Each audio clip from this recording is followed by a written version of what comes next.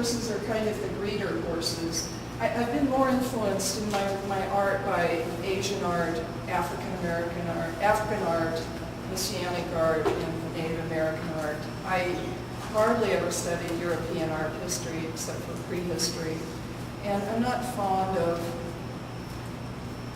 the Christian art, which is about, torturing people, and I find it really kind of sick. And so a lot of this art really doesn't, I really don't relate to it. The horse changed the history of the world. Somebody said last night, well, using the tractor parts and the industrial parts is a talk about how we've lost the rural way of life and we become industrialized. And yes, of course it does. But if you look way back, the horse ruined the way of life when people didn't have horses. They kind of lived in little pods, like in England, every 7.5 miles the dialect changed because, 15 miles was what somebody could easily go 7.5 miles and come back in one day on foot carrying stuff. And so once there was a horse, war was a much bigger deal because people's boundaries overlapped. They were able to travel great distances, carry goods, commerce developed. I mean, it changed. That was really the big revolution, was when people civilized horses and were able to use them for farm, transportation, and warfare. It was, I think, bigger than the nuclear bomb, what it did to the world. So the horse is both a victim and a cause for various times, tremendous change. And for us in our time period, there is this sense of loss. And I do feel that very much. The work is often about death of family and friends, of horses, but of love, and how once you dare to love someone so much, or some horse or dog so much, that you become vulnerable forever. They've got you. You can never flow through life again skipping along.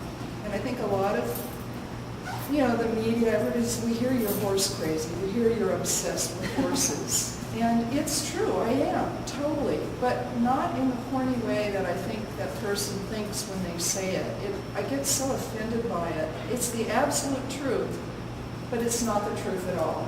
These are horses, they're not horses. There is a duality. And I don't want people to come in and think so much about the work. I think when it starts entering your mind, oh, she's using tractor parts, what does this mean? Then you miss the whole point of the work. That's something you can reflect upon later and go, oh yeah, that's tying in with that. But even an artist works that way. Most of us, I think, who make work that's really interesting, don't pre-plan all of that ahead of time. There is a whole postmodernist movement in art where everything is referring and borrowed from something else. And of course, I make those little jokes along too. Barb Honorson was one of my teachers, and he was wonderful, like Picasso, at pillaging and plundering art history and other artists' work.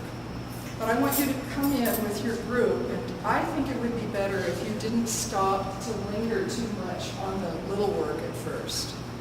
Not that the little work is less important. In many ways, it's kind of more profound. But I want people to walk in just sort of silently and be in the room with the big horses and experience the building and the work. As I said last night, I try to make the art stand on its own, as the piece outside does, but it's in relation to the building, and I'm so thrilled with the installation. I think it's the perfect horse for a perfect building. But in here you have it carried to a further degree where you have relationship, a more complex relationship that develops not just between the art and the architecture, but between the art and the art.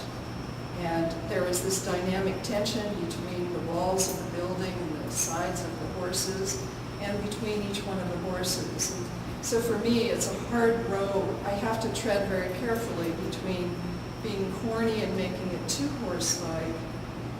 I want it to be very formal, but I want you to walk in and not think, is this bronze? I just want you to experience it as it is. So let's go do that. Why don't you just walk in.